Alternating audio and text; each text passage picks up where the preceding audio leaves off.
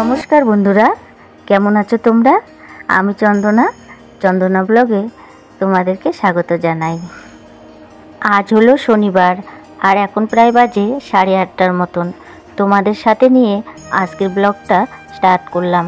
আশা করি অন্য দিনের মতন আজকের ভিডিওটাও তোমাদের অনেক ভালো লাগবে। এখন না এই যে ছেলে মেয়ের জন্য পাস্তা বসিয়ে দিয়েছি, কারণ আজকে পাস্তা রান্না করব। অনেক কয়দিন হয় পাস্তা আর কি খাওয়া হচ্ছে না, তো ওর বাবা আবার কালকে পাস্তাটা নিয়ে এসেছে, তাই ভাবলাম যে ছেলে মেয়ের জন্য পাস্তাটা বানিয়ে দিই।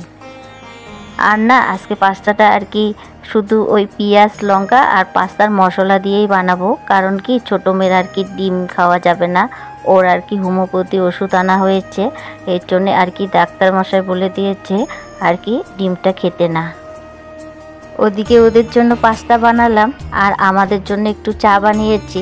ওই শাশুড়ি আমি আর ওর বাবা মিলে খেলাম।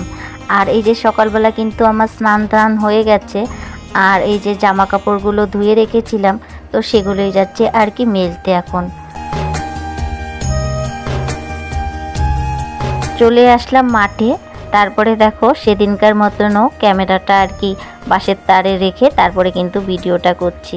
আর কি বলি, এই বৃষ্টির কারণে মাঠটার কিন্তু অবস্থাটাও খুব খারাপ, আর বড় মানে ঘাস হয়েছে, জানোই তো বর্ষার দিন, তো মাঠে ঘাটে কিন্তু ঘাস জল এগুলো কিন্তু হয়েই আছে। আর এখনকার না আকাশটাও বেশি ভালো না, এই দেখবে রোদ আবার এই দেখবে বৃষ্টি। এই তো জামা কাপড়গুলো দিলাম, কি যে হয় মানে বলতেই পারি না, এক রোদে কিন্তু শুকায়ই না কোনো সময়। এই যে এখন দেখছো রোদ, তারপরে কিন্তু একটু পরেই বৃষ্টি আসছিল, জানো তো। তো এই যে দেখো এখন চলো বাড়ি যাই।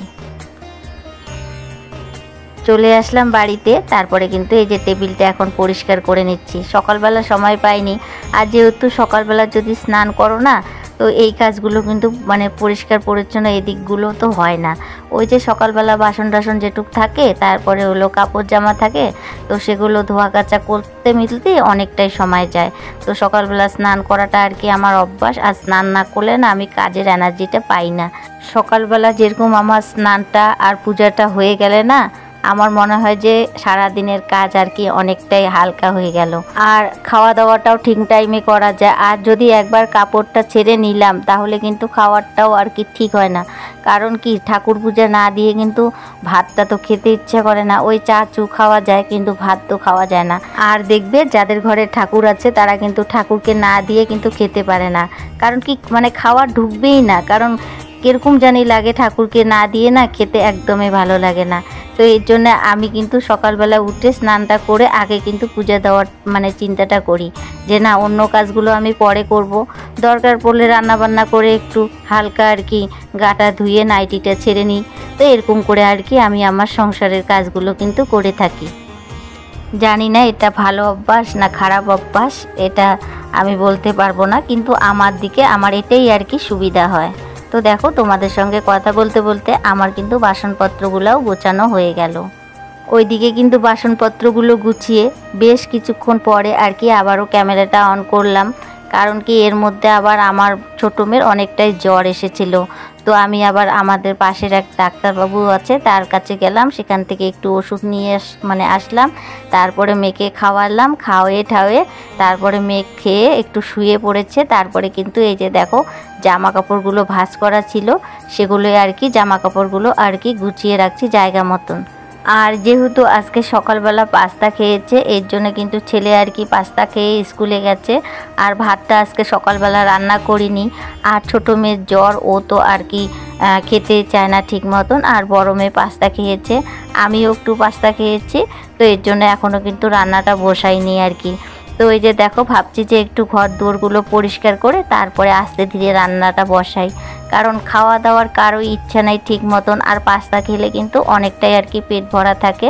তো এর জন্য ভাবছি এই টাইমে এই কাজগুলো করে নিই, যেগুলো আর কি ডেইলি আমাদের ক্লিনের কাজ থাকে সেগুলোই আর কি করে নিচ্ছি। জামা কাপড়গুলো আমার গোছানো হয়ে গেল, এখন কিন্তু এই যে বইয়ের টেবিলটা পরিষ্কার করে নিচ্ছি।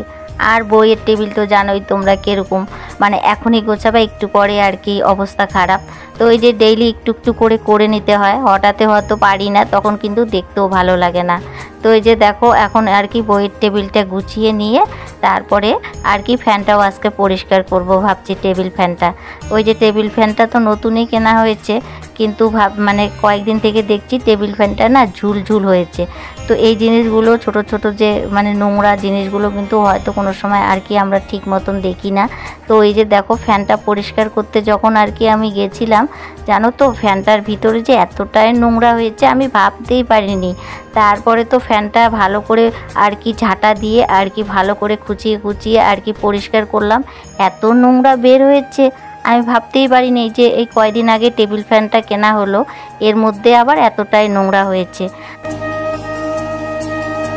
আর দেখো কত নোংরা বের হয়েছে এই ফ্যানটার থেকে। উপর থেকে দেখা যাচ্ছিল যে ফ্যান পরিষ্কার, আর ভিতরে দেখো কতটাই নোংরা। আর দেখো এখন কিন্তু সব কিছু পরিষ্কার করে নিয়ে এখন কিন্তু জায়গাটা অনেক সুন্দর লাগছে।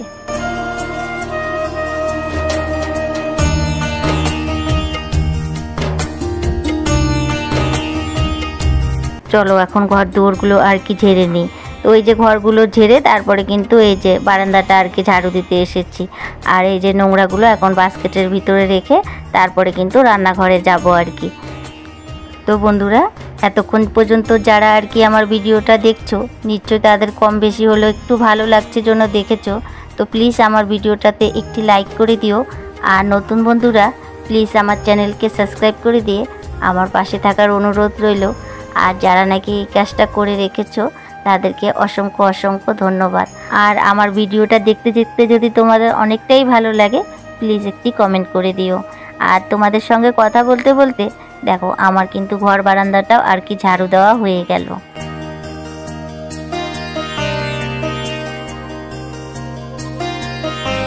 এদিকে দেখো আমার কিন্তু ঘর দুয়ারটাও আর কি ঝাড়ু দেওয়া হয়ে গেছে।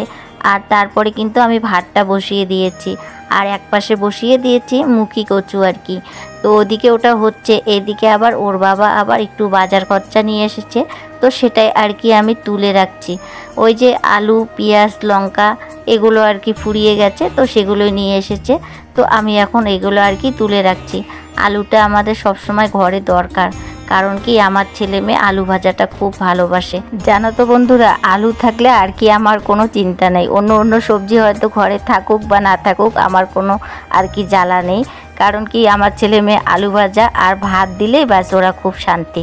তো এর জন্য আলুটা আর কি সবসময় আমার বেশি দরকার, কারণ আলু ছাড়া আর আমি চলতে পারি না। কারণ আমার ছেলে মেয়ে যেটা ভালোবাসে সেটাই আর কি আমার সবসময় দরকার। আর এই যে দেখো একটু হলুদ নিয়ে এসেছে, তো সেটাও আর কি তুলে রাখলাম। আর এদিকে কিন্তু এই যে সব আদা রসুনগুলো আর কি আলাদা করে রাখছি। আর এখন কিন্তু লঙ্কার বোটাগুলো আর কি ছাড়িয়ে রাখবো, কারণ কি না হলে বর্ষার দিন সব পচে যায়। আর যদি বোটাটা ছাড়িয়ে রাখা যায় ফ্যানের নিচে, যেহেতু আমাদের ফ্রিজ নেই তার জন্য ফ্যানের নিচে রাখতে হয়। ওই যে আমি এগুলো ছাড়িয়ে তারপরে কিন্তু ওই যে চকির তলে রেখে দেবো আর কি। তো ওগুলো আর কি ফ্যানের নিচে ভালোই থাকে, কয়েকদিন হয় কিন্তু পচে না।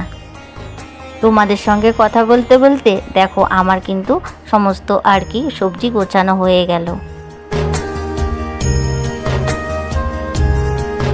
সবজিগুলো গুছিয়ে তারপরে কিন্তু রান্নাঘরে আসলাম। রান্নাঘরে এসে ভাতটা উপর দিয়ে দিয়েছি, তারপরে কচুর মুখিটা হয়েছিল সেটাও আর কি ছুলে নিয়েছি। এখন কিন্তু এই যে কচুর মুখির তরকারিটা আর কি বসিয়ে দিলাম।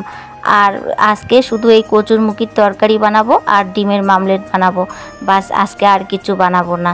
আর রাত্রিবেলা এখন যা রান্না করার রান্না করে খাবো এখন। তো আর কচুর মুখির তরকারি না আমার খুব ভালো লাগে। তো এই যে দেখো এখন কিন্তু কচুর মুখিটা ভালো করে ভেজে তারপরে এই যে একটু আর কি জিরা আর কাঁচা লঙ্কা আর কি বেটে নিয়ে আসলাম, এটা দিয়ে আর কি তরকারি বানাবো। আর এদিকে দেখো এদিকে কিন্তু আমার কচুর মুখির তরকারিটা হয়েও গেল। আর এদিকে কিন্তু আমি আর কি ডিম মামলেট বসাবো। আর একবারে কিন্তু এই যে 4টা ডিম মামলেট আর কি করছি। আর হলো দেখো অনেকটাই তেল দিয়েছি কড়াইতে, কারণ কি যেহেতু 4টা ডিম একবারে দিয়েছি এর জন্যই আর কি একটু তেলটাও বেশি দিয়েছি, যে না আস্তে আস্তে হতে থাক। আর মোটা করে আর কি ডিমের মামলেটটা বানালাম একবারে, কেন আর বারে বারে করব, পরে কেটে কেটে আর কি খাবো। তো তো এর জন্যে আর কি একবারে 4টা বসিয়ে দিলাম। আর এখন গ্যাসটা কমিয়ে দিব, এটা কিন্তু আস্তে আস্তে সুন্দরভাবে হবে। তো বন্ধুরা এখন কিন্তু এই যে টেবিলে নিয়ে এসেছি খাবার দাবার। তো আরেকবার তোমাদের সঙ্গে শেয়ার করলাম এই যে কচুরমুখির তরকারি আর ডিমের মামলেট আর লেবু দিয়ে আজকের দুপুরবেলার খাওয়া দাওয়া। আর ভিডিওটাও এখানে শেষ করছি। ততক্ষণ পর্যন্ত তোমরা ভালো থেকো, সুস্থ থেকো।